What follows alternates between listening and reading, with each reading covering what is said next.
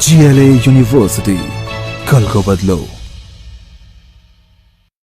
नमस्कार दोस्तों, मैं वेद प्रकाश पांडे आप सभी के लिए टाइम टू टाइम स्पोर्ट्स की अपडेट्स लेकर आता रहता हूं। और आज हमारे साथ विश्वविद्यालय में उत्तर प्रदेश स्पोर्ट्स कराटे एसोसिएशन के जनरल सेक्रेटरी मौजूद हैं, जिन्हें अभी आपके साथ में जोड़ूंगा और आपको एक लेटेस्ट अपडेट दूंगा कराटे को लेकर। आई होप कि आप सभी इंटरेस्टेड होंगे इसको जानने के लिए। तो चलिए सीधे लेकर चलते हैं आपको सिहान अमित गुप्ता जी के पास।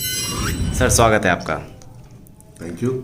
सर, सबसे पहले तो जानना चाहेंगे कैसे GLA विश्वविद्यालय ब्रिज में किस प्रकार से आना हुआ आपका? सबसे पहले तो मैं GLA यूनिवर्सिटी के जो तमाम प्रबंधक महोदय हैं उन सभी का धन्यवाद व्यक्त करता हूं कि उन्होंने मुझे यहाँ इनवाइट किया। बेसिकली मेरा जो यहाँ पे आना हुआ है, हाल ही में अगले महीने हम 23-24 तारीख को एक छोटा सा नॉर्थ इंडिया कराटे कंपटीशन यहाँ पे ऑर्गेनाइज करने जा रहे हैं, जिसके रिगार्डिंग मेरी कल मीटिंग हुई थी, जिसमें GLA यूनिवर्सिटी का बहुत ही ज़्यादा सपोर्ट हम लोगों को मिल रहा है। और हम आशा करते हैं कि traditional Shotokai karate federation India और उत्तर प्रदेश स्पोर्ट्स कराटे एसोसिएशन दोनों के एक कोलैबोरेशन के साथ में GLA के साथ हम मिलकर एक कराटे को नई ऊंचाई दे पाएंगे, ताकि कराटे का जो नेम और फेम है, बच्चे जो खिलाड़ी हैं हमारे उत्तर प्रदेश के खिलाड़ी और स्पेशली डिस्ट्रिक्ट मथुरा के जो खिलाड़ी हैं, उनको एक नया एक्सपोजर मिल सके, तो इसीलिए मैं यहाँ पे आया था। सर, देखा गया है कि आप जगह जगह पर इवेंट्स कराते हैं कराटे के, बहुत अच्छे अच्छे इवेंट्स होते हैं आपके। आपका जो है एक बहुत बड़ा इवेंट जो कि नोएडा में भी हुआ है और इस वर्ष भी है। तो यूनिवर्सिटी से जुड़ने का क्या रहा, क्योंकि यूनिवर्सिटी में तो बहुत सारे प्लेयर्स ऐसे होते हैं जो कहीं ना कहीं स्कूल टाइम में मार्शल आर्ट से जुड़े होते हैं, तो किस प्रकार से आपको यूनिवर्सिटी को जोड़ने का विचार आया? जैसे कि आप सभी जानते हैं कि आज के समय में जैसे इंटर यूनिवर्सिटी गेम्स अभी हाल ही में छत्तीसगढ़ के अंदर जो है हुए थे, अटल बिहारी वाजपेयी यूनिवर्सिटी के अंदर, जिसमें जो खिलाड़ियों को जो एक्सपोजर था वो इतना ज़बरदस्त एक्सपोजर मिला खिलाड़ियों को। आप सभी जानते हैं गवर्नमेंट जॉब्स के अंदर इंटर यूनिवर्सिटी गेम्स हो गए, खेलो इंडिया गेम्स हो गए, इनका एक अलग ही महत्व है, जिसके आधार पर जो खिलाड़ी हैं वो अपना भविष्य निश्चित कर पाते हैं कि भविष्य में उनको किस क्षेत्र में आगे जाना है, और उस क्षेत्र के आधार पर वो अपने एम्बिशन को लेके चलते हैं और खिलाड़ियों को ये सुनिश्चित कर पाते हैं कि हाँ, इस खेल के प्रति हमें जागरूक रहना है, और इसमें वो टेक्निक्स और उन सब चीज़ों की जो प्रैक्टिस वो करते हैं, उसके आधार पर वो राष्ट्रीय अंतर्राष्ट्रीय स्तर की प्रतियोगिताएं भी खेलते हैं, जिसके आधार पर उनको नौकरियां मिलती हैं। ये सर, GLA विश्वविद्यालय में कराटे की क्लासेस चलती हैं, तो यहाँ से किस प्रकार से खिलाड़ियों के जुड़ने की संभावना लग रही है आपको? जैसा कि आप सभी जानते हैं कि GLA यूनिवर्सिटी एक नामी ग्रामी यूनिवर्सिटी है,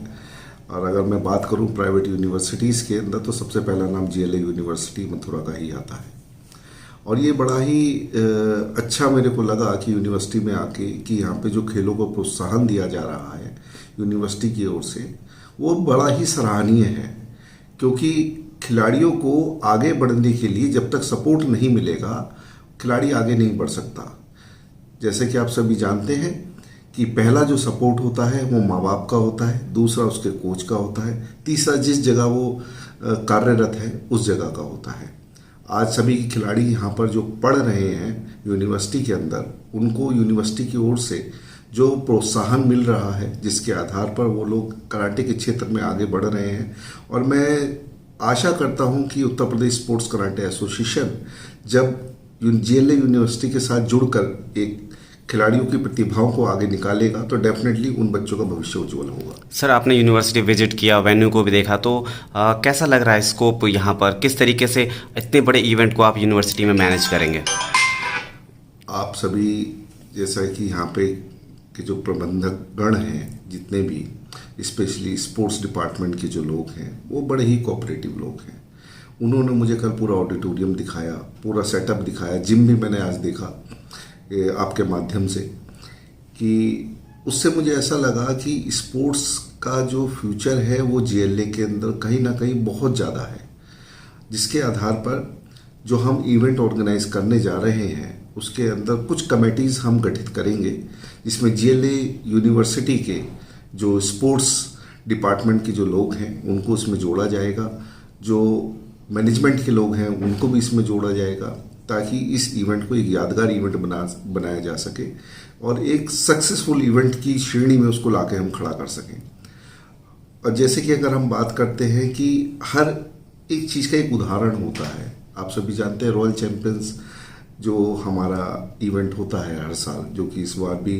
नोएडा नवंबर में होना है, वो एक आज के समय में एक यूनिक एंटिटी बन चुका है दुनिया भर के लोगों के लिए। स्पेशली हमारे भारतवर्ष के जितने भी स्टेट्स हैं उन सभी स्टेट्स में खिलाड़ियों के लिए एक बड़ा ही अवेटेड इवेंट रहता है। उसी के आधार पर हम चाहते हैं कि नॉर्थ इंडिया इवेंट भी एक यादगार इवेंट बन सके जीएलए यूनिवर्सिटी के माध्यम से, ताकि कल को भविष्य में जब भी हम दोबारा नॉर्थ इंडिया ऑर्गेनाइज करें तो उन बच्चों को वो एक्सपोजर मिल सके। और मैं ये चाहता हूँ कि यूनिवर्सिटी उसमें हम लोगों का सपोर्ट करे। Uttar Pradesh sports karate association और traditional Shotokai karate federation of India के साथ में कदम से कदम मिलाए और बच्चों को प्रोत्साहित करते हुए उनका कराटे के क्षेत्र में भविष्य सुनिश्चित कर सके। सर, जैसे कि हाल ही में स्पोर्ट्स डिपार्टमेंट की मीटिंग हुई थी मैनेजमेंट के साथ, जहां पर इस बात को लेकर चर्चा हुई थी कि हमारे विश्वविद्यालय के बच्चे खेलो इंडिया जैसे गेमों में और एशियन गेम्स, कॉमनवेल्थ गेम जैसे गेमों में क्यों नहीं जा पा रहे। तो उसमें किस तरीके से आपकी फेडरेशन जो है कारगर साबित होगी यहाँ के खिलाड़ियों को उस मंच तक पहुँचाने में? ये बड़ा ही अच्छा सवाल किया है आपने। आप सभी जानते हैं जो हमारी राष्ट्रीय संस्था है कराटे एसोसिएशन ऑफ इंडिया, जिसके महासचिव माननीय रनीश चौधरी जी हैं, और वो अक्सर मैंने देखा है सभी खिलाड़ियों के लिए जो है दिन रात कार्यरत रहते हैं। आप सभी जानते हैं खेलो इंडिया गेम्स जो हुए थे उसके अंदर 90% जो मैनेजमेंट था वो कराटे एसोसिएशन ऑफ इंडिया ने ही संभाला था। उसके बाद ऑल इंडिया पुलिस गेम्स हुए और हाल ही में अभी एशियन गेम्स के ट्रायल्स भी होने जा रहे हैं, जो कि हमारे माननीय मुख्यमंत्री जो हमारे स्पोर्ट्स मिनिस्टर हैं अनुराग ठाकुर जी के माध्यम से सभी खिलाड़ियों को वो एक्सपोजर मिल रहा है जो हमने कभी सपने में भी नहीं सोचा था, कि हर एक खिलाड़ी जो कि नेशनल का मेडलिस्ट हो उसको वो मौका दे रहे हैं ताकि वो खिलाड़ी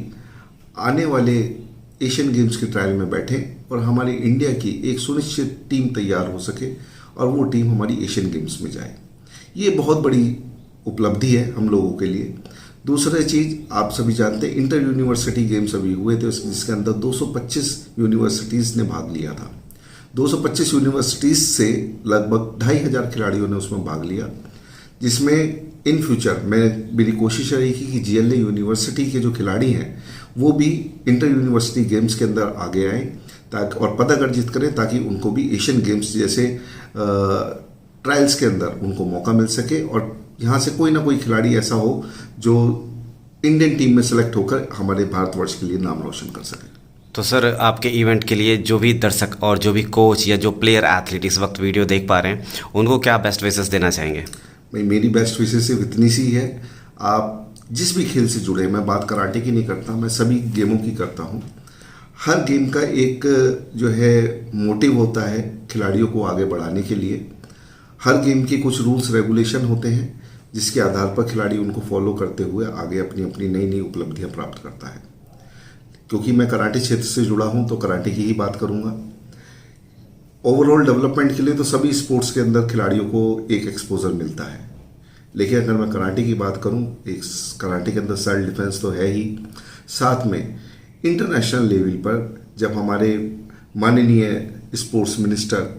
अनुराग ठाकुर जी जैसी हस्ती हमारे साथ में हैं और हमारे खिलाड़ियों के बारे में सोच रहे हैं कि उन खिलाड़ियों को आगे लाया जाए, हमारे माननीय प्रधानमंत्री नरेंद्र मोदी जी भी खेलों को आप सभी जानते हैं किस तरीके से प्रोत्साहन दे रहे हैं, तो भविष्य में हमारा खेलों का जो भविष्य है बहुत ही उज्जवल है, हमारे खिलाड़ियों का भविष्य बहुत उज्जवल है। तो मेरी अब सभी जो हमारे खिलाड़ी हैं उनसे बस यही रिक्वेस्ट है कि अपना जो अभ्यास है वो निरंतर अभ्यास में रहें, उस प्रैक्टिस को ना छोड़ें, ताकि आप भी एक दिशा को सुनिश्चित करते हुए अपने देश के लिए, हमारे तिरंगे के लिए जो है वो परचम लहरा सकें विश्व स्तर पर और हमारे देश का नाम रोशन कर सकें। बहुत बहुत धन्यवाद।